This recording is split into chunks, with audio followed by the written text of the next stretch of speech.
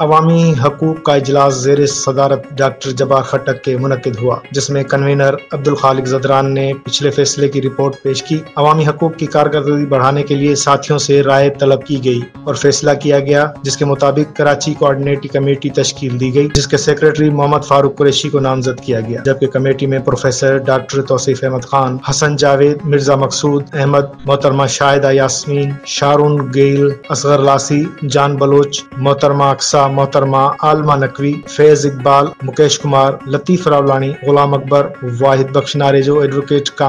Comrade واحد جان بلوچ، حسین فاتی، William صادق، وسیم عزیز شامل ہیں۔ مزید افراد کو شامل کیا جائے گا۔ اجلاس میں فیصلہ کیا گیا کہ کراچی کے ضلعی کمیٹیاں تشکیل دے کر ہر ضلع کے اہم ایشو جیسے انسانی حقوق، عوامی آگاہی مہم، پانی، بجلی، ٹرانسپورٹ، تعلیم، مہنگائی، بے روزگاری، تمام انسانی بنیادی ضروریات زندگی کے لیے تمام اضلاع کے ساتھی مخصوص حالات کو مد نظر رکھتے ہوئے اپنے اپنے ضلع میں جدوجہد کرنے میں مکمل خود مختار ہوں گے۔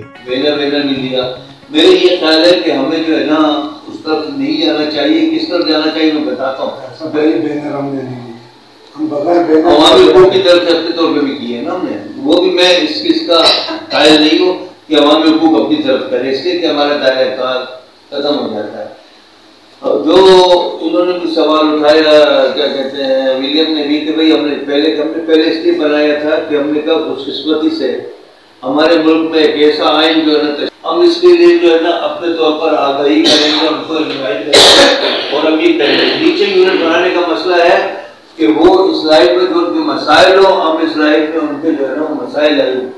کریں گے چھوٹے چھوٹے علاقوں میں، وہ علاقے کے لوگ خود تعین کریں گے۔ اگر علاقے لوگ ایک سے زیادہ مسائل ہیں تو زیادہ میں کریں گے، ایک سے زیادہ نہیں ہے، لیکن اس کے ساتھ ساتھ ہمارا ایک آگاہی کا پروگرام نیچے